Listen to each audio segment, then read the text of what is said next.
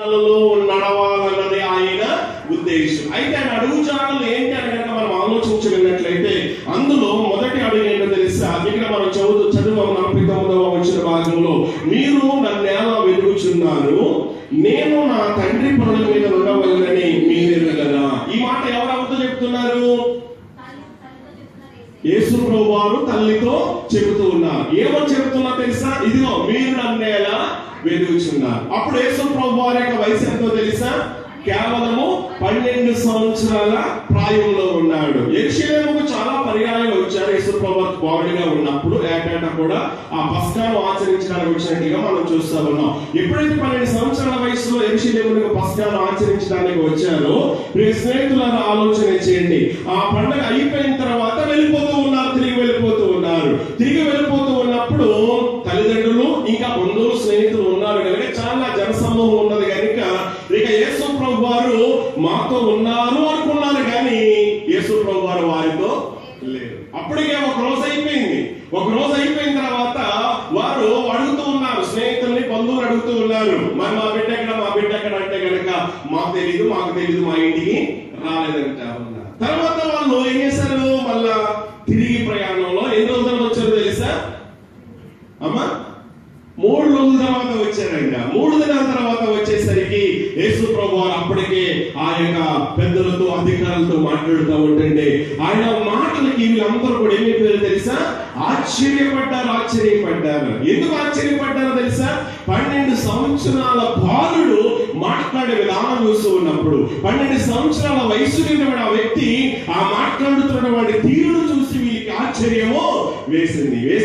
ఆశ్చర్యం కలిగించినప్పుడు యేసు ప్రభువారి యొక్క తల్లి తండ్రి మరి దగ్గరికి వచ్చి అంటా ఉన్నారు, కుమారుడా, ఇదిగో మాకెంత టెన్షన్ వచ్చిందో తెలుసా, మేమెంత కలవరానికి గురయ్యామో తెలుసా, మా మనసు ఎంత బాధకు గురైందో తెలుసా, ఎందుకు మాతో నీవు లేవు, ఎందుకు నువ్వు అక్కడ మిస్ అయిపోయావు అని మేము చాలా కలవరానికి గురయ్యావు, చాలా బాధపడ్డాం, నువ్వు చేసింది ఏం బాగలేదని చెప్పేసి చెబుతూ ఉంటుంటే యేసు ప్రభువారు 12 సంవత్సరాల వయసులో ఉన్నటువంటి యేసయ్య తల్లిదండ్రులకు ఇస్తున్నటువంటి సమాధానం ఏంటో తెలుసా? అప్పుడే యేసు ప్రభువారు మొట్టమొదటిగా ఆయన సమాధానం ఇస్తున్నాడు అన్నమాట. ఆయన మాటలు పరిశుద్ధ గ్రంథంలో వ్రాయబడినట్లుగా లేఖనాల్లో మనం చూస్తూ ఉన్నాం. ఏమంటున్నా తెలుసా? ఇదిగో నేను నా తండ్రి పనుల మీద ఉండాలని మీకు తెలియదా అని అంటా ఉన్నాడు. దేవునికి స్తోత్రం కలిగింది కాక. అంటే 12 సంవత్సరాల వయసు వచ్చేసరికి తాను దేవుని కుమారుడు అనేటువంటి ఆ పూర్తి గ్రహింపు కలిగినటువంటి వాడిగా తాను ఏం చెయ్యాలో చేయాల్సినటువంటి ఆ యొక్క పనిని, బాధ్యతను, కర్తవ్యాన్ని గుర్తించినటువంటి తండ్రిగా కుమారుడు యేసుక్రీస్తు ప్రభువారు ఇక్కడ మనకు కనబడుతూ ఉన్నాడు. ఎప్పుడు తెలుసా? 12 సంవత్సరాల వయస్సులో ఉన్నప్పుడు ప్రియమైన బిడ్డలారా. అయితే ఇన్ని సంవత్సరాల క్రైస్తవ్యంలో ఉంటూ కూడా మనం ఎందుకు క్రైస్తవ్యంలో ఉన్నామో, ఎందుకు ప్రభు దగ్గరికి వచ్చామో, ఒక క్రైస్తవుడిగా నీ బాధ్యత ఏంటో, ఒక క్రైస్తవుడిగా నా బాధ్యత ఏంటో, ఒక విశ్వాసం ఎలా ఉండాలో, ఎలా ఉండకూడదు అన్నటువంటి విషయాలు, బాధ్యతలు ఏమి కూడా మనకు అర్థం కావట్లేదు ప్రియమైన బిడ్డలారా. ఇక 12 సంవత్సరాల వయసులో ఉన్నటువంటి బాలుడు అనేటువంటి యేసు నేను దేవుని కుమారుడు అని చెప్పేసి 12 సంవత్సరాల వయసులో ఉన్న బాలుడైన యేసుకు అర్థమవుతా ఉంది. నేను చేయాల్సిన పని ఏంటో నాకు అర్థమవుతా ఉంది. తండ్రి దేవుడు నన్ను ఎందుకు ఈ లోకానికి పంపించాడో ఆయనకు అర్థమవుతా ఉంది.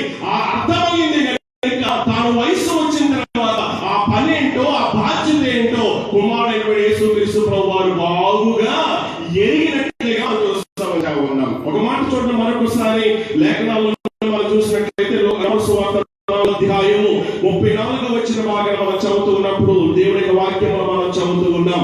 4వ అధ్యాయం 34వ వచన భాగం. చూడండి, నన్ను పంపాడు కనుక నా తండ్రి చిత్తం నెరవేర్చుటే నాకు ఎలా ఉందంట? ఆహారము అని చెప్పేసి అక్కడ మనం చదువుతూ ఉన్నాం. అదే యోహాను సువార్త 8వ అధ్యాయము 29వ వచన భాగం కూడా చూడండి ఒకసారి. అదే యోహాను సువార్త 8వ అధ్యాయము 29వ వచన భాగం ఆయన ఏమంటారు తెలుసా? నన్ను పంపిన వాడు నాకు తోడై ఉన్నాడు. నన్ను పంపిన వాడు ఎలా ఉన్నాడు? నాకు తోడుగా ఉన్నాడు కనుక నేను చేస్తాడో తెలుసా? నేను ఎల్లప్పుడూ కూడా ఆయనకి ఇష్టమైనది ఏదో అదే నేను చేస్తూ ఉన్నాను కనుక ఎప్పుడు కూడా నన్ను ఆయన చెయ్యి ఆయన విడిచిపెట్టలేదు. అంటే ఇక్కడ ఆయనకి ఏమర్థమవుతా ఉంది? నేను దేవుని కుమారుడు అని చెప్పేసి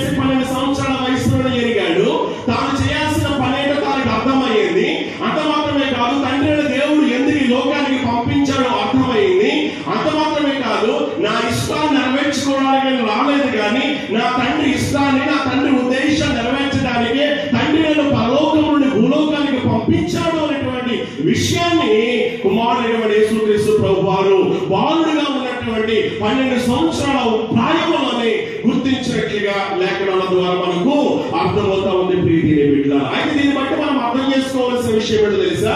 యేసుక్రీస్తు ప్రభువారు మనకు మాదిరి నుంచి వెళ్ళిపోయాడు కదా, మనం ఆయన అడుగు జాడలలో నడవాలని చెప్పేసి. అయితే మొట్టమొదటి అడుగు ఏంటో తెలుసా?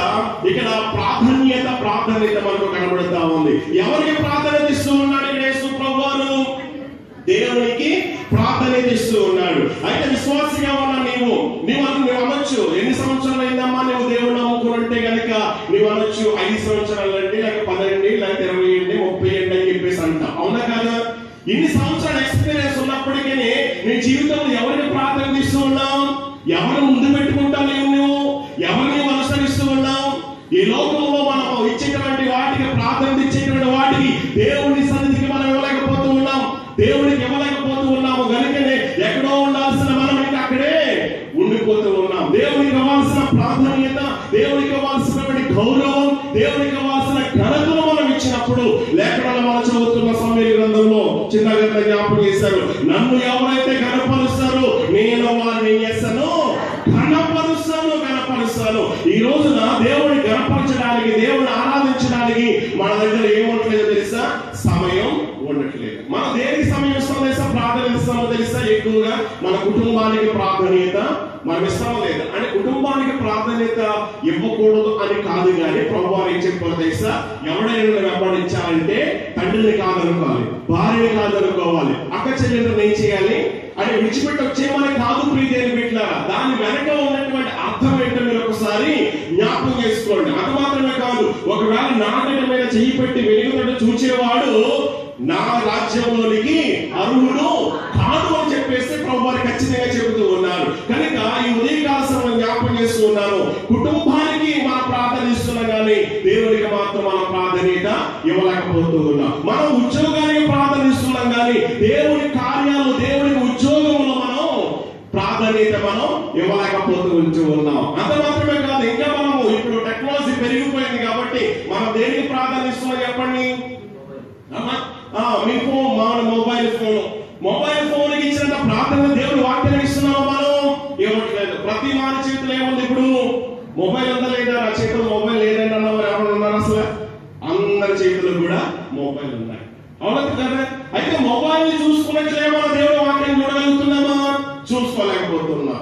మొబైల్ మీద దృష్టి పెట్టినంత ఆ దృష్టి, ఏకాగ్రత, మనస్సు దేవుని వాక్యం మీద, దేవుని మీద మనం పెట్టామా అంటే కనుక దేవుని మీద మనం పెట్టలేకపోతూ ఉన్నాం. ఇంకా మన మనస్సు, మన ప్రాధాన్యత దేని మీద? డబ్బు మీద ఉంటుంది, వెండి బంగారం మీద ఉంటుంది, పేరు మీద, లేకపోతే ఇంకా రకరకాల వాటి మీద మనము ప్రార్థన చేస్తూ ఉన్నాం. అదే దేవునికి కావాల్సిన ప్రాధాన్యత కనుక మనం ఇవ్వగలిగినట్లయితే లోకంలో నీకు ఏం కావాలో అవన్నీ కూడా ప్రభువారు నీ వెంటే పంపిస్తాడు. అందుకే ప్రభువారు ఏమన్నారు? మత్తయి సువార్త 6:33 మొదట నా నీతిని, నా రాజ్యాన్ని వెతకండి, అప్పుడు మీకు ఏం కావాలో అవన్నీ కూడా. అవన్నీ అంటే నీకు ఎప్పుడు ఉద్యోగం కావాలో, ఎప్పుడు ఇల్లు కట్టుకోవాలో, నీ బిడ్డకి ఎప్పుడు వివాహం చేయాలో, ఎప్పుడు ప్రమోషన్ ఇవ్వాలో, ఎప్పుడు నీ జీతం పెంచాలో ఆలోచించి ఇవన్నీ కూడా నీ వెంట వస్తాయి. కానీ మనం ఏం చేస్తున్నామంటే కనుక ఈయన వెంట రావడం మానేసి వీటి వెనక, ఉద్యోగం వెనక, లోకం వెంట, డబ్బు వెనక, వీటి వెనక పరిగెడుతూ ఉన్నాం కనుక ఏమంటే మన జీవితంలో మనం విజయము సాధించలేకపోతూ ఉన్నాం. అందుకే దేవుడు వాక్యం ఏం చెబుతా ఉంది చూడండి ఒకసారి. ద్వితీయోపదేశకాండం 6వ అధ్యాయము 4వ వచన భాగం మనం చదువుతూ ఉన్నప్పుడు అక్కడ దేవునికి కావాల్సినటువంటి ప్రాధాన్యతలు దేవుడు ఇశ్రాయేలుతో చెబుతూ ఉన్నాడు. ఏమన్నా తెలుసా?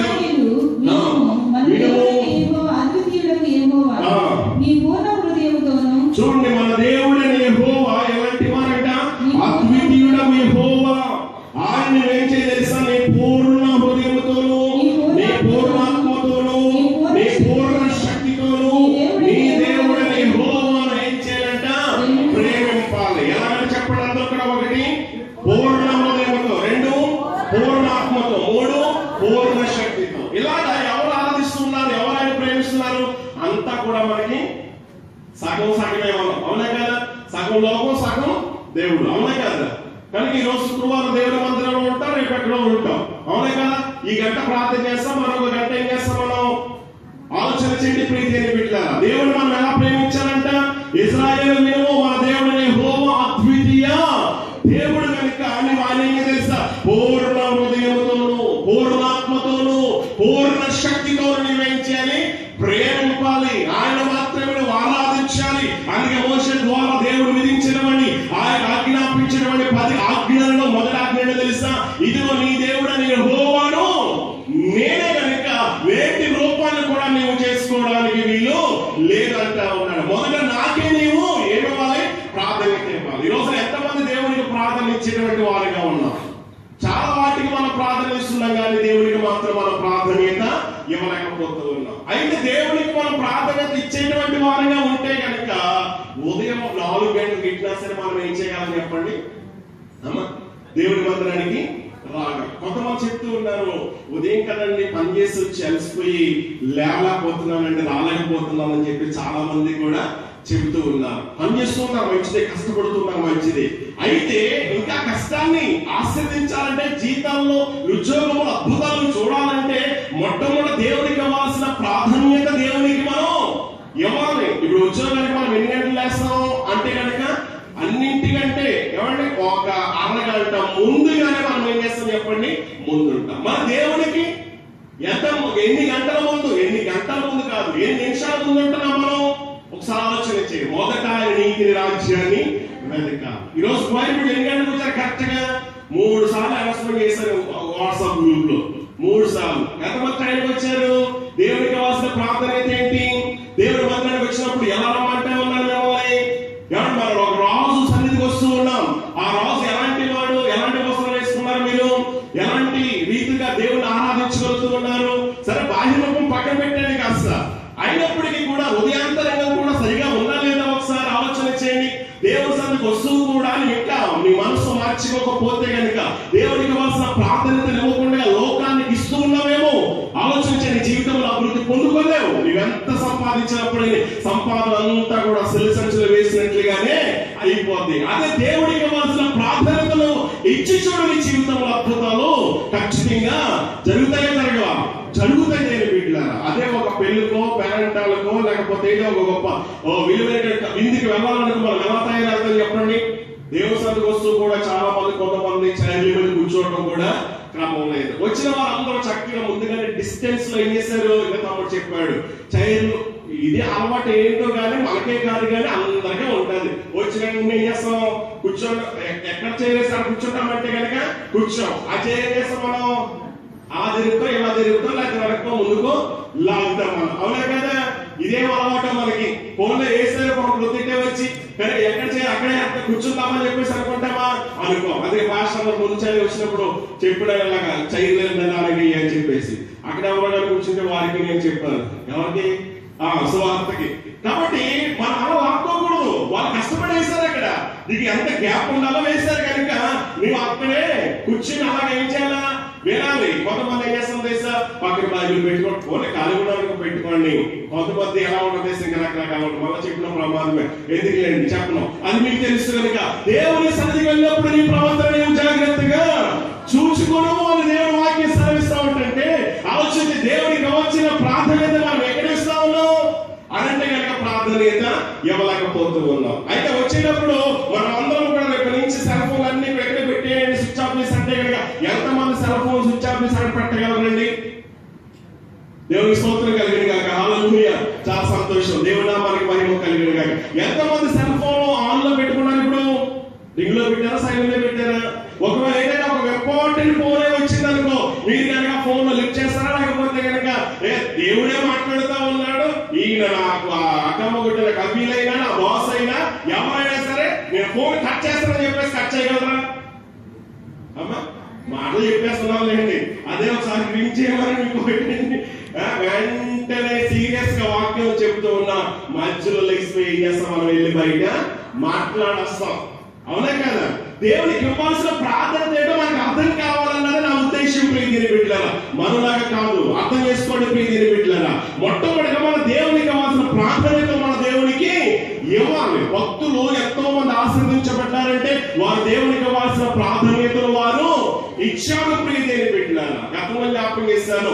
ఉత్తర కొరియాలో పాల్ యాంగిచో గారి చర్చి అసలు ప్రపంచ దేశాలలో ఒకెల్లా కూడా అదే పెద్ద చర్చ్ అంట.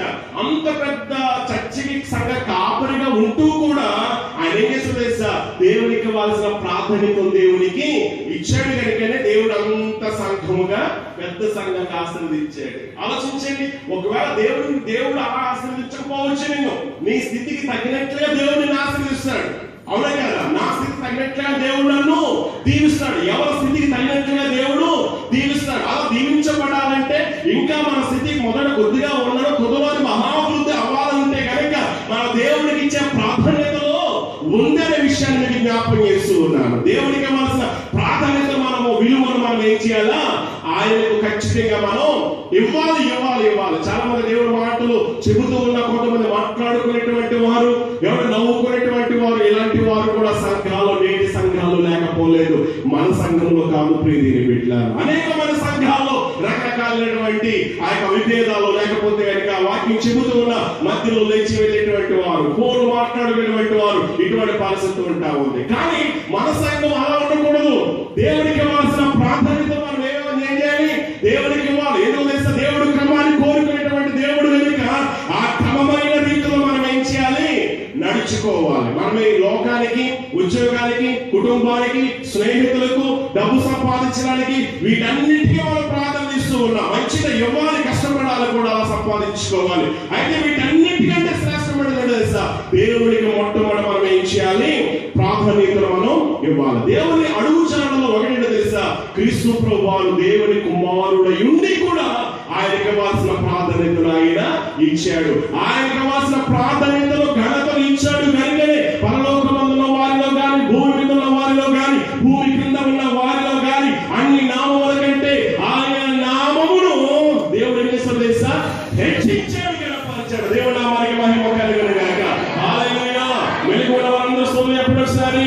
అన్ని నామముల కన్నా పైన యేసుని నామము, ఎన్ని తరముల కైనా గణపరచని క్రీస్తు నామము. అన్ని నామముల కన్నా పైన యేసుని నామము, ఎన్ని తరముల కైనా గణపరచని క్రీస్తు నామము. అన్ని నామాల కన్నా పైనామం యేసు నామం. కాబట్టి ఆ యేసు నామాన్ని ఎప్పుడు కూడా మనం ఏం చేయాలి? హెచ్చించాలి, ఘనపరచాలి, కీర్తించాలి, కొనియాడాలి. దేవుడి నామానికి మహిమ కలుగును గాక. కాబట్టి క్రైస్తవులుగా, విశ్వాసులుగా, క్రీస్తు రక్తంలో కడగబడిన మనం అందరము కూడా క్రీస్తు అడుగుజాడల్లో మనం నడవాలి. క్రీస్తు ఎలాగైతే దేవుని ఇష్టాన్ని నెరవేర్చాడు, దేవుని సంకల్పాన్ని తెలుసుకున్నాడు, దేవుడి ఉద్దేశాన్ని నెరవేర్చాడు. నా తండ్రి ఇష్టాన్ని నెరవేర్చడానికి నేను ఈ లోకానికి వచ్చాను. నా తండ్రి ఈ లోకానికి రాలేదు. నా తండ్రి ఇష్టాన్ని ఎప్పుడు చేస్తూ ఉన్నాను కనుక ఆయన ఎలా ఉన్నాడంట? తోడుగా ఉన్నాడు. కానీ ఈ లోకంలో నువ్వు ఆయన రచన చేసినప్పుడు, ఇష్టమైన రీతిలో చేస్తూ ఉన్నప్పుడు ఎప్పుడు కూడా నీకు ఆయన తోడుగా ఉంటాడు. నీ చెయ్యి ఆయన విడిచిపెట్టాడు. కనుక ఉదయకాల సమయంలో దేవునికి ఇవ్వాల్సిన ప్రాధాన్యత మనం ఏం చేయాలి? ఇవ్వాలి. అందుకే నన్ను గణపరచు వారిని నేను ఎలా గణపరచడం? మరి ఆయన ఎలా గణపరచాలి? ఎలాంటి వాడైనా అసలు కోటి సూర్యుల కాంతి నిర్మించిన అద్వితీయ సత్యదేవుడు, ఆ ఎవరు సమీపింపరానటువంటి ఆ తేజో మహిమలో ఆయన నిత్యము కోటాను కోట్ల దూతలు, కెరూబులు, సెరువుల చేతను ఆయన ఏం చేస్తా ఉన్నాడు? దేవారాత్రులు కూడా ఏమని పొగుడుతూ ఉన్నాడు, కొనియాడబడుతూ ఉన్నాడు. ఏమని కొనియాడుతూ ఉన్నారు? ఆయన్ని పరిశుద్ధుడు, పరిశుద్ధుడు, పరిశుద్ధుడు అని. అదే ఎలా? రెండు రెక్కలతో ముఖములు, రెండు రెక్కలతో ఎవరేంటి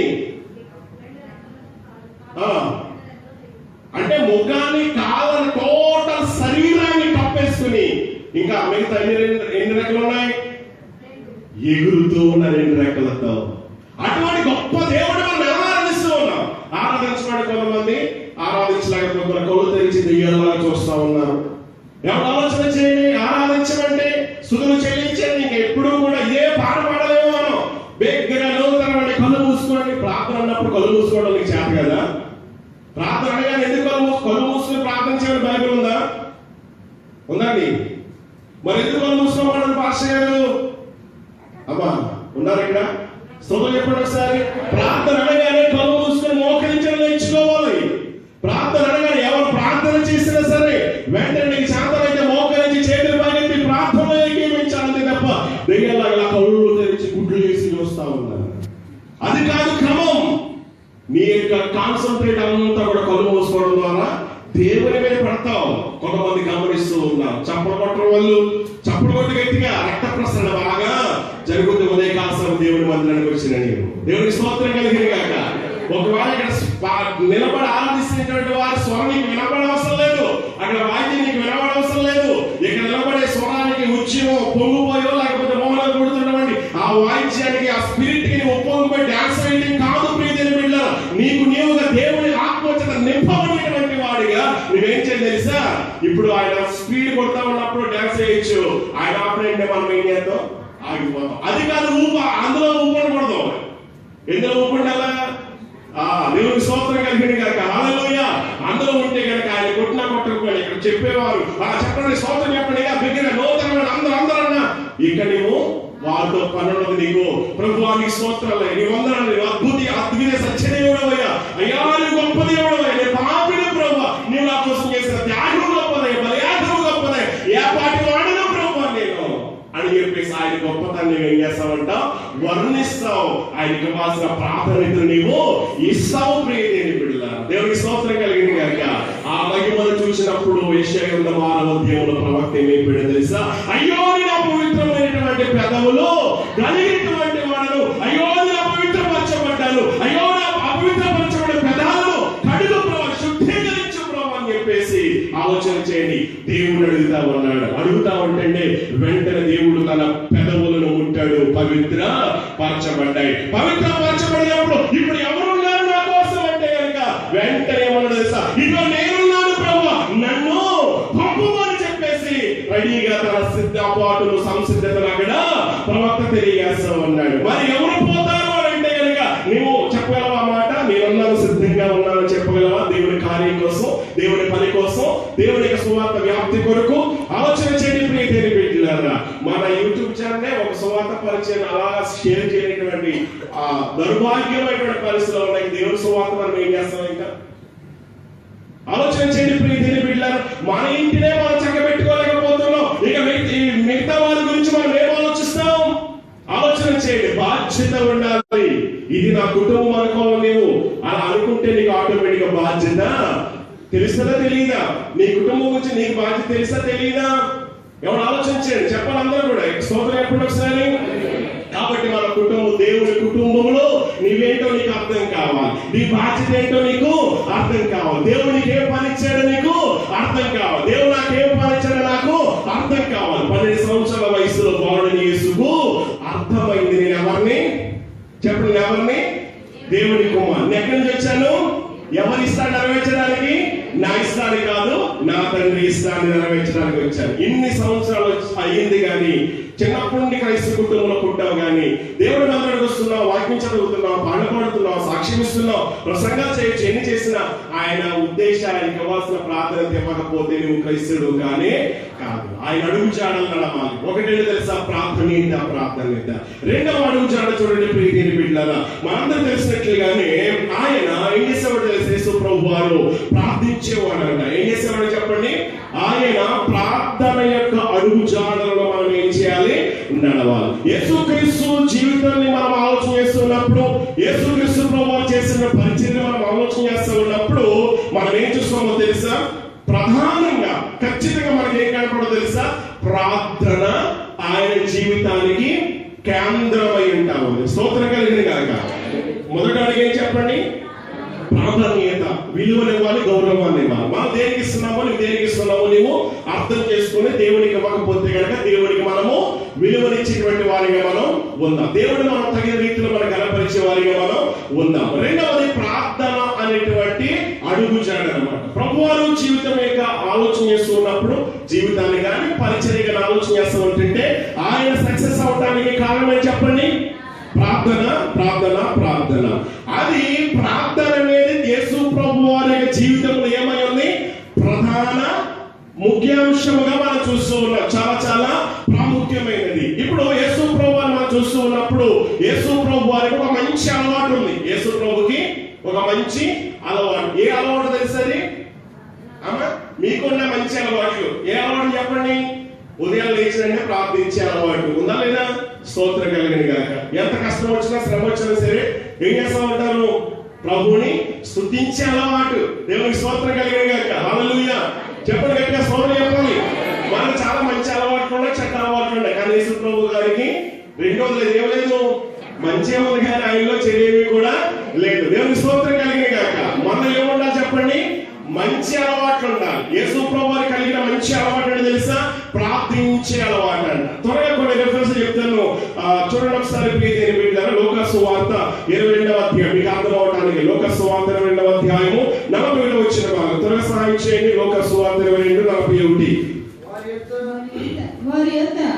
వారి యొద్ద నుండి రాతి వేత దూరము వెళ్ళి మోకాళ్ళుని, తండ్రి ఈ గిన్నె నా యొద్ద అక్కడ మోకాళ్ళుని ఉన్నాడు, ప్రార్థిస్తున్నాడు. ఏమని? ఈ గిన్నె నా యొద్ద నుండి తొలగించమని. చూడండి తర్వాత మత్తయి సువార్త 14వ అధ్యాయము 23వ వచన భాగం. మత్తయి సువార్త 14వ అధ్యాయము 23వ వచన భాగంలో మనం చదువుతున్నప్పుడు ఇక్కడ అలా దేవుని వాక్యం సెలవిస్తాం. ఏమని? ప్రార్థన చేయుట కంట ఏకాంతముగా చేసినంట కొండకు వెళ్ళెను. దేవుని నామానికి మహిమ కలుగును గాక. హల్లెలూయా. తర్వాత మత్తయి సువార్త 26వ అధ్యాయము 36వ వచన భాగం. మత్తయి సువార్త 26వ అధ్యాయము 36వ వచన భాగం.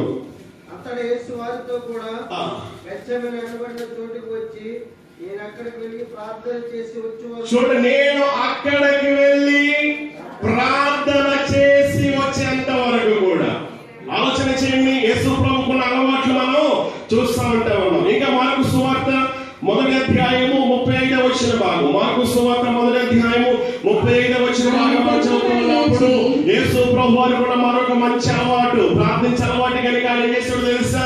మోకాళ్ళలోనే ప్రార్థన చేయడమే కాకుండా ఏకాంతముగా కొండకు వెళ్ళి ప్రార్థన చేయడమే కాకుండా ఆలోచన చేయండి. మత్తయి 20:30 మనం చదివాము. నేను మళ్ళా ప్రార్థన చేస్తూ వచ్చేంత వరకు కూడా మీరు ఇక్కడే ఉండమన్నాడు. ఇప్పుడు మార్కు సువార్త 1:30 మనం ఏం చదువుతున్నాము?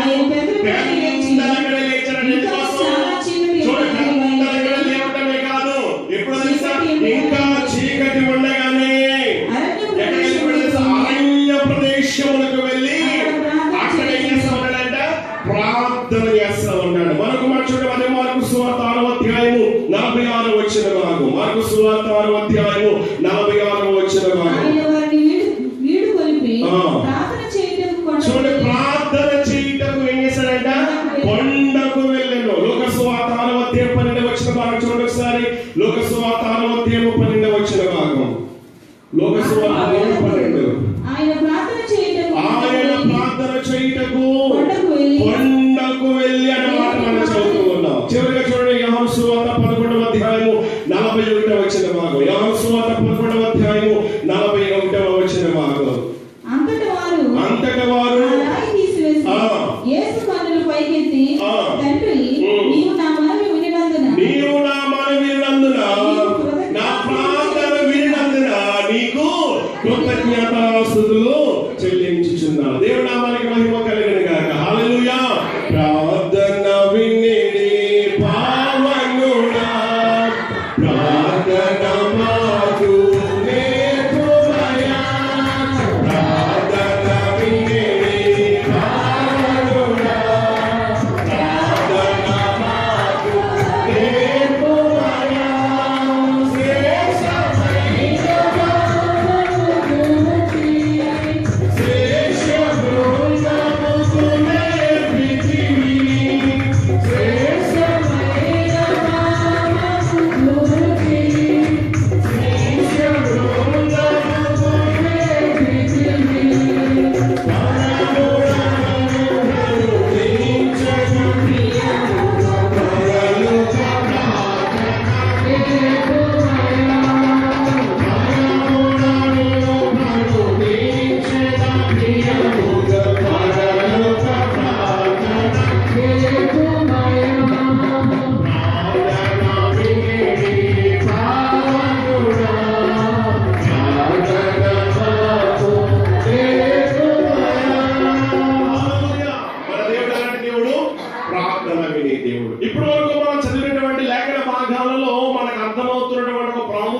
సత్యం ఏంటి చెప్పండి అందరూ కూడా ఇప్పుడు అమ్మా ప్రార్థన చేయడానికి యేసుప్రభు వారు ఏకాంతముగా ఎక్కడికి వెళ్ళాడు? కొండకు వెళ్ళాడు. అంటే ఏకాంతంగా తండ్రితో గడపటానికి ఆయన ఇష్టపడ్డా లేదా? ఎవరు? దేవుని కుమారుడే కదా. ఎందుకు ప్రార్థించాలి అసలు? ఎందుకు అలా చెమట రక్తంగా కారిపోవాలి? ఎందుకు పెద్దగా లేవాలి? ఇంకా చీకటి ఉండగానే ఆలోచన చేయండి. ఎందుకు శ్రమ ఆయనకి? ఆలోచన చేయండి. మనకు మాదిరి నుంచి వెళ్ళిపోయాడు. ఈ రోజు ఆ మాదిరి నువ్వు అనుసరించాలి. ఆ మాదిరి నేను అనుసరించాలి ప్రియ దేవుని బిడ్డలారా. రెండవ మాదిరి ఏంటో తెలుసా? రెండవ అడుగుతాడు ఏంటో తెలుసా? ప్రార్థన అనేటువంటి అడుగుతాడు. ఇక్కడ యేసుప్రభు వారు ప్రార్థిస్తూ ఉన్నారు ఏకాంతంగా, ఒంటరిగా. ఎవరితో ఉన్నారు చెప్పండి? తండ్రితో ఉన్నాడు, తండ్రితో ఉన్నాడు. మనం ఎవరితో ఇష్టపడతాం? దేవుడితో ఇష్టపడుతున్నావా? ప్రార్థన చేయడానికి ఇష్టపడుతున్నావా? మోకరించడానికి ఇష్టపడుతున్నావా? సాగిలు పట్టడానికి ఇష్టపడుతున్నావా? ఉపవాసం ఉండడానికి ఇష్టపడుతున్నావా? మన శరీరాన్ని మనం అలగొట్టుకోవడానికి ఏమాత్రం కూడా మనం ఇష్టపడట్లేదు. ప్రార్థించడానికి ఏమాత్రం ఇష్టపడట్లేదు. అందుకని మన కుటుంబంలో అద్భుతాలు అనేవి జరగట్లేదు. ప్రార్థిస్తే కనుక నేను వింటానని చెప్పేసి సెలవిచ్చాడు. అవునా కదా? నా నామమున మీరు ఏదైనా సరే నేను ఇస్తానన్నాడు. మీరు అడుగు వాటన్నిటికంటే, ఊహించు వాటన్నిటికంటేను అత్యధికమైన గొప్ప కార్యం నేను చేస్తానన్నాడు. అయితే ఎప్పుడు చేస్తానంటే కనుక నీవు నేను కూడా ప్రార్థించినప్పుడు. ప్రార్థనగా ఏంటన్నమాట అమ్మా? అదే భక్తులు పాడుతూ ఉన్నాడు. ప్రార్థన యేసుని సందర్శన, పరమ తండ్రితో సంభాషణ. ప్రార్థన యేసుని సందర్శన, పరమ తండ్రితో సంభాషణ. పరములెత్తి ప్రార్థించగా పరమ తండ్రి కౌగిలించును. పరములెత్తి ప్రార్థించగా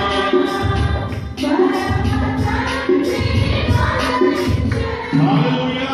కరములెత్తి ప్రార్థించగా ఏం చేశాడంట? పరమ తండ్రి నిన్ను కౌగిలిస్తాడు. అదే పాటలో చరణం ఇంకేమంటే తెలుసా?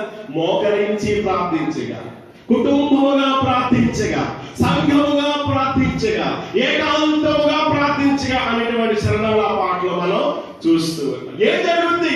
కుటుంబంగా ప్రార్థించినప్పుడు, ఏకాంతంగా ప్రార్థించినప్పుడు, సంఘముగా ప్రార్థించినప్పుడు, కలిసి ప్రార్థించినప్పుడు అద్భుతాలు అనేవి జరుగుతాయి.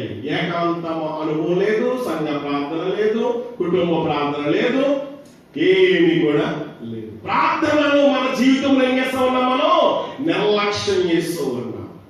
నిర్లక్ష్యం చేయొద్దు. గతించిన వారంలో పింతాసురుడు గారు రోజుకి 1 గంట అయినా ప్రార్థిస్తున్నారంటే గనక 1 గంట కూడా ప్రార్థించలేని విశ్వాసులు కలవరికాది సంఘంలో ఉన్నారు కనుక సంఘం నా ఒక్కడి వల్ల అభివృద్ధి అవుతుందా? అవ్వండి, చెప్పండి. అవును. నీకు ఒక్కడి వల్ల అవుతా? అవును. మరి ఎవరి వల్ల అవుతుంది? మనందరం. సంఘంలో మనం అందరం ప్రార్థిస్తే ఏం జరుగుతుంది? సంఘం అంతా ప్రార్థించినప్పుడు పేతురు ఎక్కడ ఉన్నాడు? ఏం జరిగింది అక్కడ? ఇక్కడ ప్రార్థిస్తా ఉంటాడు. అక్కడ దేవుడు ఏం చేశాడు? ఓపెన్ చేశాడు. ఇంకా ఆమె అనలేదు. పేతురు ఎక్కడికి వచ్చేసాడు? ద్వారం దగ్గరికి వచ్చేసాడు. వచ్చిన సంగతి చిన్నపిల్లలు తెలిసింది కానీ వీళ్ళు ప్రార్థిస్తున్నారు కానీ ఇదే వచ్చేసాడు పేతురు గారు అంటే కనుక పిచ్చిదానంటా ఉన్నారు కానీ ఆలోచించే వారికైతే మాత్రం ఇక్కడ లేదు. నువ్వు ప్రార్థిస్తే చాలు దేవుడు అద్భుతాలు చేస్తాడు నీ జీవితంలో. ఎందుకు అద్భుతాలు జరగట్లేదంటే మనం ఆయన అడగట్లేదు, ప్రార్థించట్లేదు. ప్రార్థనలో నిర్లక్ష్యం చూపిస్తా ఉన్నాం. 5 నిమిషాల ప్రార్థనే మనం చేస్తా ఉన్నాం. ఉదయం లేచిన వెంటనే అంతా రెడీ అయిపోయిన తర్వాత బ్యాగ్ పట్టేసుకుని చేతులు జోడించేసి ప్రభువా నేను ఏం చేస్తా ఉన్నాను? ఇప్పుడు బయలుదేరి డ్యూటీకి వెళ్తా ఉన్నాను. కాబట్టి నా రాకపోకల్లో నా వెనక ముందు కుడి ఎడమల నీ బంగారు దేవతలు ఏం చేయాలా? కాపుగా పెట్టు, జాగ్రత్త సభ పెట్టు అంట డిమాండ్ చేస్తాం మనం. దేవునికి స్తోత్రం కలిగింది కనుక మన ప్రార్థన ఎలా ప్రార్థన తెలుసా? ఎబ్బేసు ప్రార్థన లాగా ఉండాలి. ఎవరి ప్రార్థన? ఎబ్బేసు ప్రార్థన. ఎబ్బేసు ఏ ప్రార్థన చేశాడు? ఎందుకు చెప్పండి ఒకసారి. అర్థమవుతున్నప్పుడు మీకు అర్థమైందని నేను అనుకుంటాను. ఎబ్బేసు ప్రార్థన అంటే మీకు అర్థం కాకపోతే ప్రార్థన తెలియదు అసలు మీకు. దేవునికి స్తోత్రం కలిగింది కనుక హల్లెలూయా. ప్రార్థనా శక్తి నాకు కావాలి. ఇలా గ్యాప్ అన్నమాట, రీకనెక్ట్ చేసుకోవడానికి. నీ పరలోక అభిషేకం కావాలయ్యా. ప్రార్థన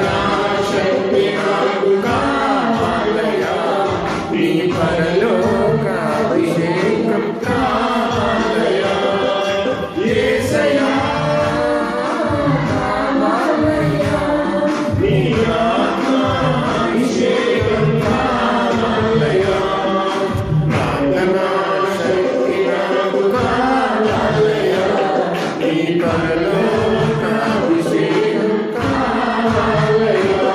హల్లెలూయా. వచ్చిరా స్తోత్రం. చెప్పండి ఒకసారి. ఎబేసు ప్రార్థన. ఎబేసు ప్రార్థన ఏ ప్రార్థన అండి? ఎప్పుడైనా జ్ఞాపకం చేస్తాను కదా, ఒక మాట చెప్తాను మీకు ఇక్కడ. చెప్పండి ఏ ప్రార్థన? ఏమన్నా ప్రార్థన చేస్తాడు? కేవలం అమ్మా కేవలం ఆన్సర్ వచ్చేసింది ఇక్కడ. కేవలం 4 అంశాల కోసం ప్రార్థన చేసేది. కేవలం 4 అంశాలు. అందులో మొదటి అంశం చెప్పండి అమ్మా. అదే ప్రార్థన. ఏమని ప్రార్థన చేశాడు అంటారు? ఎబ్బేస్ అంటే అర్థం ఏంటి చెప్పడం అని. ఎబ్బేస్ అంటే అర్థం ఏంటి అమ్మా? ఏడుపుత్రుడు అని అర్థం. వేదన పుత్రుడు. వేదంతో అమ్మకన్నదంట. అందుకని మొట్టమొదటిగా ప్రభుని ఏమన్నాడో తెలుసా? ప్రభు నిశ్చయముగా నీవు నన్ను ఆశీర్వదించావు. దేవునికి స్తోత్రం కలిగింది కాక. తర్వాత సరిహద్దుల విషయాల పరచమన్నాడు. తర్వాత ఏ కీడు రాకుండా నాకు 4వది నీ చెయ్యి నాకు తోడుగా ఉంటానన్నాడు. ఇప్పుడు ఆయన ప్రార్థించే అంశాలలో మొదటిది ఏంటో తెలుసా? ప్రభు ఇదిగో నిశ్చయముగా నీవు నన్ను. ఎబ్బేసు అడిగిన దమ్ము మనకు లేదు. ఎందుకో దమ్మన్నా తెలుసా? ఎబ్బేసు ప్రార్థన లోపము లేని ప్రార్థన, పాపము లేని ప్రార్థన. మనమే ప్రార్థన పాపం. అందుకే జాన్ హైడ్ అనే భక్తుడు అన్నాడు అన్నమాట ఈ మాట. ఏమని? ప్రార్థించేవాడు పాపం చేసేవాడు. అందుకే జాన్ హైడ్ అన్నాడు. ఈ హైడ్ గారు అంట రోజున గంటల కొద్ది ప్రార్థించేవారంట. గంటల కొద్ది ప్రార్థిస్తామంటే గుండె ఎక్కడ ఉంటది అమ్మా? కుడి ప్రక్కన కదా కదా. ఎడం ప్రక్కన గుండె అంట కుడి పక్క వచ్చేసిందంట. అంటే ఎంతగా ప్రార్థించడం ఆలోచన చేయండి. గుండె కదిలిపోయిందంట. వైద్యులు అన్నారంట నువ్వు ప్రార్థించకూడదు, రెస్ట్ తీసుకోమన్నారంట. అయినా సరే మానలేదంట. దేవుడికి స్తోత్రం కలిగింది కాక. హల్లెలూయా. జార్జ్ ముల్లర్ గారు దేవుడి సహాయం కోసం ఏ చిన్న సహాయం కావాలన్నా, ఒక 10 రూపాయలు కావాలన్నా వారిని వీరిని ఆశించలేదు. ఎవరిని ఆశించాడు? దేవుడిని ఆశించాడు. దేవుడికి స్తోత్రం కలిగింది కాక. అందుకని నీ మనసాక్షి గనక నీ విషయంలో దోషారోపణ చేయకూడదంట. మన మీద ఏం చేస్తారు? ప్రతిసారి కూడా దోషారోపణే. కానీ ఆ దోషారోపణ ఎవరు లేదు, ఎబ్బేసులో లేదు. అందుకని నిశ్చయముగా నీవు నన్ను ఆశీర్వదించు. లోపము లేని ప్రార్థన, పాపము లేని ప్రార్థన, పరిపూర్ణమైన ప్రార్థన ఎబ్బేసులో మనకు కనబడుతా ఉంది. అటువంటి ప్రార్థన మనం చేయాలి. అటువంటి ప్రార్థన చేస్తే వెంటనే దేవుడు సమాధానం ఇస్తాడా? ఇస్తాడే ఖచ్చితంగా. ప్రార్థన పరిస్థితులు ఏం చేస్తూ ఉంటుంది? మారుస్తుంది. కాబట్టి ఈ విషయం అంతా మనకు తెలుసు కనుక ప్రార్థన గురించి ఎక్కువ చెప్పను. గతంలో చెప్పాను ఎటువంటి ప్రార్థన వింటాడు, ఎటువంటి ప్రార్థన వినడం అని చెప్పేసి. కనుక ఆ విషయాలు చెప్పడానికి నేను ఇష్టపడలేదు. కానీ 3వ అడుగు జాడలో నేను వస్తున్నాను. ఒకటి చెప్పండి, ఒకటి ప్రార్థనీయత. రెండవది అమ్మా ప్రార్థన. 3వది ఏంటో తెలుసా? చూడండి ప్రియమైన బిడ్డలారా, యేసు ప్రభువు వారి జీవితాన్ని మనం చూస్తూ ఉన్నప్పుడు ఆయన ఎన్ని సంవత్సరాలు జీవించాడు అమ్మా? మొత్తం 33.5 సంవత్సరాలు. బోధించిన బోధలు ఎన్ని అంటే కేవలం 3.5 సంవత్సరాలు. ఈ 3.5 సంవత్సరాల్లో కూడా ఆయన దగ్గరికి ఎంతో మంది వచ్చారా లేదా? ఎలాంటి వారు వచ్చారో ఒకసారి చెప్పండి. కొన్ని రకాల గుంపులు. అదే రోగులంటే ఇంకా ఇవి కాకుండా ఇప్పుడు సమాజంలో ఏం చేస్తారు తెలుసా? తక్కువ కులమని, తర్వాత ఇక రకరకాల చదువు ఉన్నటువంటి వారని, చదువు లేనటువంటి వారని వర్గాలుగా విభజించేసి సమాజం ఏం చేస్తారు తెలుసా? ఏ చూపది? చిన్న చూపు చూస్తామంట. కానీ యేసు ప్రభువు వారు అంత గొప్ప దేవుడు అయ్యుండి కూడా ఎవరిని కూడా ఆయన చెప్పండి ఏం చూడలేదు? తక్కువ చూపు చూడలేదు. అంటే దీన్ని బట్టి మనకు అర్థమవుతుంది ఏంటో తెలుసా? యేసు ప్రభు వారి దగ్గరికి ఎవరు వచ్చినా సరే యేసు ప్రభు వారితో ఏమైపోయాడు తెలుసా అమ్మా? కలిసిపోయాడు. సంఘంలో మనకు ఉండాల్సినటువంటి తత్వం ఇది. కొంతమంది ఉంటారు చూసారా, వారు నేను కావాలండి వాళ్ళతోటి, నేను అసలు వాళ్ళతో మాట్లాడండి, అసలు వారు గుమ్మంలో నేను అడుగు పెట్టనని ఎప్పుడు చచ్చినా సరే నేను చచ్చిపోతే ఇంకేం అడుగు పెడతాం? చావకు ముందు అడుగు పెట్టేసి సమాధానం పడిపోయి చేయాలా? అంతే కదా. దేవుని స్తోత్రం కలిగింది కాక. కొంతమంది అంటారు చాలా మొండి పట్టారన్నమాట, వ్యర్థమైన వాటి విషయంలో ఉంటారు. కానీ యేసు ప్రభు వారు అంతటి వాడే. అందుకే లోక సువార్త లోక అధ్యాయం అంటే లోక సువార్త అంతా మనం చదివినట్లయితే 6 రకాల జాతుల గురించి, లేకపోతే కనుక తక్కువ స్థాయిలో ఉన్నటువంటి వారిని దేవుడు ఎలాగైతే ప్రేమించాడో లోక చాలా అద్భుతంగా రాశాడు. అది మాత్రమే కాదు, లోకానికి ఎవరు వైద్యుడు కనుక ఏ రోగం ఉందో కూడా ఆయనకు బాగా తెలుసు కనుక రోగం పేరు కూడా బైబిల్ గ్రంథంలో ఆయన రాశాడు. ప్రియదేని బిడ్డ, ఉదాహరణకి మీకు అర్థం అవడానికి జ్ఞాపకం చేస్తా ఉన్నాను. ఒక కుష్ఠరోగి వచ్చాడంట. ఎవరండి? కుష్ఠరోగి వచ్చాడు. ఎక్కడ వచ్చాడు? ఏమంటా ఉన్నాడు? నీకు ఇష్టమైతే నన్ను. మరి మనం ఏం చేస్తాం? ఒకవేళ కుష్ఠరోగి ఇక్కడ వచ్చాడు అనుకో, ఒకవేళ కరోనా రోగి ఇక్కడ వచ్చాడు అనుకో, ఏం చేస్తాం మనం? అక్కడ రాకంట, అయ్యో కరోనా అంట. కానీ యేసు ప్రభు వారు ఆ టైంలో కుష్ఠరోగి కూడా, కుష్ఠ వ్యాధి కూడా ఏ వ్యాధి? అంటు వ్యాధి కదా. మరి అంటు వ్యాధి అన్నప్పుడు అయ్యా నీకు ఇష్టమైతే అన్నప్పుడు నాకు ఇష్టం అని చెప్పేసి ఏం చేశాడు? ఆయన ముట్టుకున్నాడు. మనం కరోనా పేషెంట్ మనం ముట్టుకోలేము. ఒకవేళ దేవుని సంకల్పం ఉంటే, నీ మనసు నీకు ఉంటే, వాళ్ళ దగ్గర కరోనా ఉన్నా కానీ నీ దగ్గరకు వస్తుందా? రాదు. ఎంతో మంది నా కళ్ళ ముందే మన కువైట్ లో ఎంతో మంది విశ్వాసం సాక్ష్యం ఇచ్చారండి. ఏమని తెలుసా? అయ్యా కరోనా పేషెంట్ తో ఉన్నాను, నేను కరోనా పేషెంట్ తో సహవాసం చేశాను, కానీ దేవుడు కృపణ తెలిసిన వారు సహాయం చేశాను కనుక నాకు రాలేదన్న వ్యాధి అన్న వారు ఎంతో మంది సాక్ష్యం నా చెవులతో విన్నాను నేను. దేవుడు గొప్పోడండి. ఆయన కుష్ఠ వ్యాధిగ్రస్తులు ఏం చేశాడు? ముట్టుకున్నాడు. మనమైతే ఊరు వెలుపులు పెట్టేస్తామంట. అది యేసు ప్రభుకు ఉన్నటువంటి కలుపుకోలు అన్నమాట. మనకుంటది ఏముంటది? యేసు ప్రభుకి ఏముంది? ఏ కోలు ఉంది? కలుపుకోలు. అంటే మనకు ఇంకో కోలు ఉంటుంది. ఏ కోలు అమ్మా? ఎవరన్నారు? నేను చెప్పండి, మీరు చెప్పండి, చెప్పండి. పుసుకోలు ఏమండి? ఏం వస్తుంది కొంతమందికి. ఆలోచించండి. ఇది కాదు మనకు ఉండాల్సింది, కలిసిపోవాలి. మనమందరం మానవులుగా కాబట్టి కొన్ని తప్పిదాలు చేస్తా ఉంటాం, కొన్ని పొరపాట్లు జరుగుతూ ఉంటాయి, కొన్ని జరుగుతూ ఉంటాయి. అయినప్పటికీ కూడా మానవులుగా మనం అందరం ఒకరినొకరు అర్థం చేసుకుని కలిసిపోవాలి తప్ప వేరుగా ఉండడానికి మనం ఏం చేయకూడదు? చెప్పండి, ప్రయత్నం చేయకూడదు. సుంకపు వసూలు చేసినటువంటి వాడు ఉన్నాడు, వాడితో కూడా ప్రభు వారు ఏం చేశారు? కలిసిపోయాడు. పక్షవాతంతో ఆయనటువంటి రోగితో దేవుడు కలిసిపోయాడు. పాపాత్మురాలైనటువంటి స్త్రీ దేవుడు క్షమించాడు. దేవునికి స్తోత్రం కలిగింది గాక. హల్లెలూయా. ప్రభు దగ్గర వచ్చిన మనం అందరం కూడా ఎంతటి వారమైనా సరే మనం ఏం చేయాలి తెలుసా? తగ్గించుకుని ఉండాలి. అంటాం కదా మనం ఉండదు తగ్గింపు అసలు, అవునా కదా? ప్రభు వారి పాపం క్షమించి తగ్గించుకుని మనసు దయచేయమని బోర్డు ప్రార్థిస్తాం. ప్రార్థించిన తర్వాత ఎవరైనా ఏదైనా అన్నారనుకో, మనలో నేనేది తగ్గించుకోవాలండి? స్థితి ఏంటి అసలు? నా కుటుంబం, నా బ్యాక్గ్రౌండ్ ఒక్కసారి నేను బైబిల్ పక్కన పెట్టి అసలు నేనేంటో తెలుసా? అసలు ఒకసారి బైబిల్ పక్కన పెట్టాలన్న, ఇంకా పక్కన పెడితే నువ్వేంటిగా నేనేంటిగా కనుక మనలో ఇటువంటి ఉండకూడదు, జబ్బు ఉండకూడదు. మన సంఘంలో మనం అందరం కూడా ప్రజలతో మనం ఏం చేసుకోవాలా? ప్రజలను ఒకరితో ఒకరు గౌరవించుకోవాలి, గౌరవం ఇచ్చిపుచ్చుకోవాలి. అందుకనే ఒక సామెత ఉంటుంది కదా, ఏంటి అమ్మా సామెత తెలియదా మీకు? ఏంటంటే గౌరవం ఇవ్వాలంటే మనమేమో తీసుకోకూడదు. కానీ ఆ విశ్వాసులుగా మనకు అలా ఉండకూడదు. వ్యభిచారం ముందు పట్టబడిన స్త్రీని తీసుకొచ్చి ఇదిగో పాపం చేస్తే వాడు పాపం చేయలేదా? ఆమె పాపం చేయలేక చాలా మంది వాళ్ళు చేయలేదా? వాళ్ళు పెద్ద పరిస్థితులా వీరు దొరికింది కాబట్టి దొంగ అయిపోయిన వాళ్ళు దొరకలేదు కాబట్టి వారందరూ కూడా దొంగలుగా పెద్ద పెద్ద రాయిపడి వచ్చేసారు. అటువంటి పరిస్థితుల్లో ప్రభు వారు అమ్మా అన్నాడు. దేవునికి స్తోత్రం కలిగింది. అది ఎంత తీయనటువంటి కమ్మనైన పద అమ్మా అని ఆలోచించండి.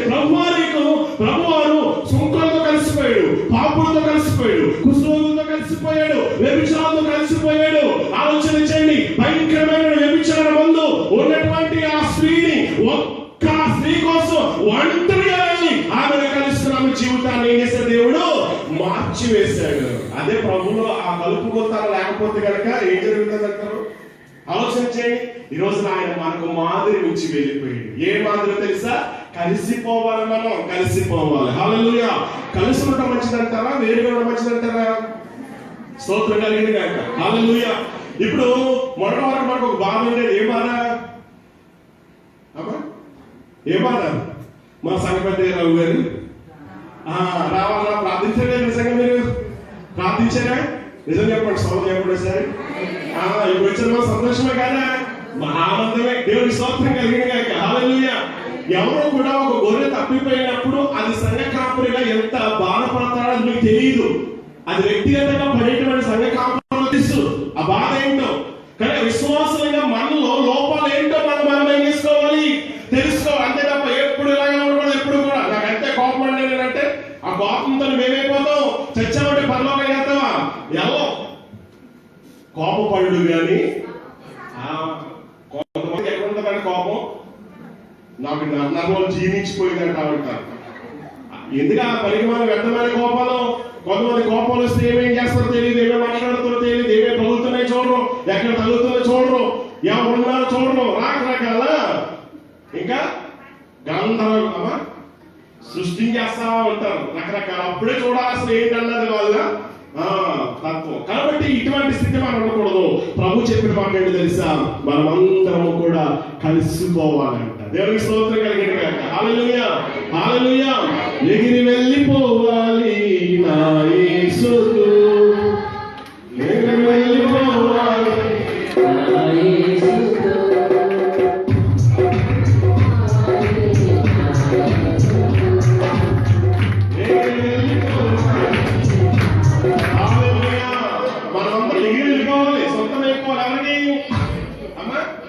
ఎప్పుడు సొంతమవుతాం?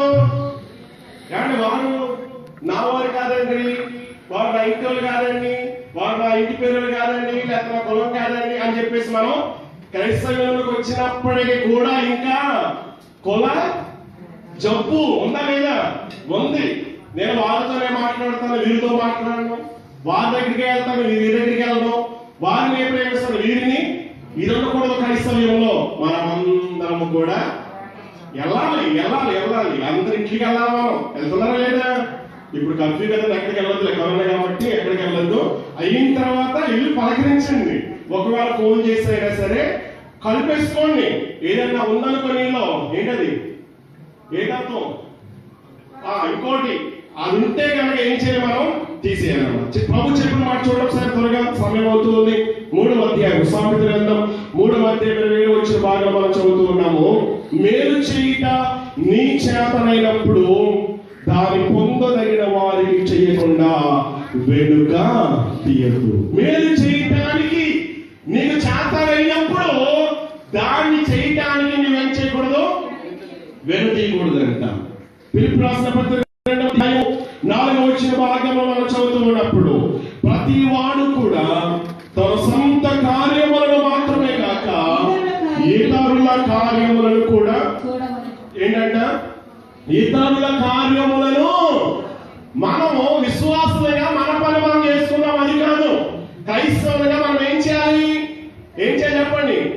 ఇతరుల పనిలో కూడా మనం ఏం చేయాలి? జోక్యం చేసుకోవాలి, కలిసిపోవాలి మనం. అంత మాత్రమే కాదు.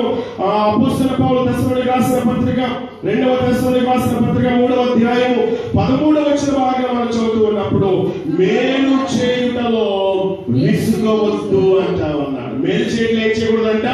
విసుగవద్దు. ఇప్పుడు చూడండి ప్రియమైన బిడ్డలారా, ఎఫెసీయులకు రాసిన పత్రిక 4వ అధ్యాయానికి వద్దాం. ఎఫెసీయులకు రాసిన పత్రిక 4వ అధ్యాయము చూడండి, అందరూ కూడా తెరవండి ఒకసారి. 4వ అధ్యాయం మొదటి నుంచి నేను చదువుతూ ఉన్నాను. జాగ్రత్తగా మీరు అందరూ కూడా లేఖనాలను తెరవండి. ఇప్పుడు వరకు మనం ఏం చదువుతూ ఉన్నాం?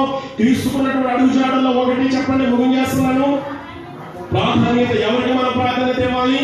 దేవునికి ప్రాధాన్యత ఇవ్వాలి. రెండవది ప్రార్థన అడుగుజాడలు మనం ఏం చేయాలి? నడుచుకోవాలి. 3వ అడుగుజాడ ఏం చెప్పండి? కలిసిపోయే తత్వం. ఎవరి తత్వం?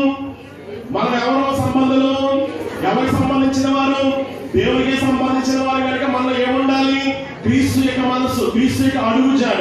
ఆయన అడుగుజాడ 3 నేను చెప్పండి ప్రాముఖ్యమైనది కలిసిపోయే తత్వం. ఇప్పుడు మనం చదివాము చదువుతూ ఉంటాను. ఇప్పుడు చూడండి 4వ అధ్యాయం మొదటి నుంచి చదివితే, కాబట్టి మీరు సమాధానమును బంధము చేత, ఏ బంధం అంట? మరొక ప్రశ్న, మన సంఘంలో ఎంతమంది సమాధానం ఉందంటారు? అమ్మా లేదంటే నీకు తెలుసు, లేదన్నావంటే నేను చెప్తున్నానా? లేదని చెప్పలేదు. కాబట్టి మనమందరము కూడా ఉండాలి, సమాధానం అనే బంధముతో మనం ఏం చేయాలంట? ఆత్మ కలిగించు ఐక్యమును కాపాడుకొనుటలో శ్రద్ధ కలిగి ఉండాలంట. దేవుని స్తోత్రం కలిగిన గాక. హల్లెలూయా. మనమందరం క్రీస్తుకి బాగా జ్ఞానం ఉందండి, క్రీస్తుకి హెచ్చు తగ్గులు ఉందా? లేదేమో, కానీ మనకే అవునా కదా? క్రైస్తవులమైనప్పటికీ కూడా వారు తక్కువ, వారు నా ద్వారా వచ్చారండి, కాబట్టి ఎక్కడ ఉండాలి? కానీ పౌలు గారు ఒనేసిముని ఏమన్నాడు తెలుసా? నా ప్రియ జతపని వాడి సహోదరుడు అంటే ఉన్నాడు. పౌలు ఎక్కడ, ఒనేసిము ఎక్కడ దొంగోడు, ఎక్కడ పౌలు గారు ఎన్ని ఉత్తరాలు రాశాడు. అలాంటి ఉత్తరాలు రాసేటోడు మరి భయంకరమైన దొంగలు ఏమన్నాడు తెలుసా? నా సహోదరుడు అన్నాడు. అంటే పౌలు చేత రక్షించబడ్డాడు ఎవరు? ఒనేసిము. అయినప్పటికీ కూడా నా చేత రక్షించబడ్డవారు పౌలు కారణంగా లేదు. యేసు ప్రభు జీవితంలో కూడా మనం చూస్తూ ఉన్నప్పుడు ప్రజలందరితో ఏం చేశాడు తెలుసా? కలిసిపోయాడు. కనుక మనం అందరం ఒకటి ఏమవ్వాలి? ఇప్పుడు కలిసిపోవాలి. ఎవరికి వేరువేరుగా ఉన్నామనుకో, మన సంఘంగా కూడా ఎంత ప్రార్థించినా, ఒరే ఈ సంఘం ఇలాంటిది బాబు నాకు మొరపెట్టొద్దురా అని చెప్పేసి దేవుడు చెవులు మూసుకుంటాడు. కలవరి కాని సంఘం బిడ్డలు ఐక్యత లేదు, సమాధానం లేదు, ప్రేమను కాపాడు శ్రద్ధ లేదు, ప్రార్థిస్తా ఉన్నారు, వాక్యాలు ఇలాగా గొంతు పీకేసుకుని నాలా దిగిపోయింది అరిచలు ఏంటో ప్రయోజనం? నేను చెవులు మూసుకోవాలి, కళ్ళు మూసుకోవాలి అంటాడు దేవుడు. అయితే ఆయన చెవులు మూసుకోకుండా, కళ్ళు మూసుకోకుండా ఉండాలంటే మనలో ఉండాల్సిన తెలుసా? సమాధానం. కలుసుకోవాలి అందరూ కూడా. అంత మాత్రమే కాదు, అక్కడ ఉంది చూడండి, ఐక్యమును కాపాడుకుని శ్రద్ధ కలిగిన వారై ఏంటంట? ప్రేమతో ఒకరినొకడు ఏం చేయాలంట? ఎప్పుడో సహించాలి, సహించుకుంటూనే ఉండాలి తప్ప ఎప్పుడు కూడా మనలో ఏమనుకోవద్దు అన్నమాట. ఏమా ఓర్పు ఉండాలి మనలో, కానీ కొంతమంది ఏముండదు, ఓర్పు ఉండదు. అందుకేనంటున్నాడు, మీరు పిలువబడిన పిలుపునకు తగినట్లుగా దీర్ఘశాంతముతో కూడిన సంపూర్ణ వినయముతోను సాత్వికముతోను నడుచుకున్నవాలని ప్రభువును బట్టి ఖైదీనైన నేను మిమ్మును బ్రతిమాలుకొనుచున్నాను. 4 కూడా శరీరం ఒకటే, ఆత్మయు ఒక్కడే, ఆ ప్రకారమే మీ పిలుపు విషయమై, మన పిలుపు విషయమై ఒకటే నిరీక్షణ ఉండుటకు మనం ఏం చేయబడ్డాం? మనం అందరము కూడా పిలువబడ్డాం. సోమం ఎప్పుడు ఒకసారి ఒకటే నిరీక్షణ మనది, అవునే కదా? ఒకటే ప్రభు, ఒకటే దేవుడు, ఒకటే బాప్తిస్మం మనకు, అవునే కదా? కాబట్టి మనం ఒకటే కనుక వేరువేరుగా ఉండకూడదు. వేరువేరుగా ఉంటే ఏంటో జరుగుతుంది, ఎలాంటి ప్రమాదం జరుగుతుందో మనకు తెలుసు. కనుక వేరుగా ఉండడానికి మనం ఏం చేయకూడదు? ఇష్టపడకూడదు.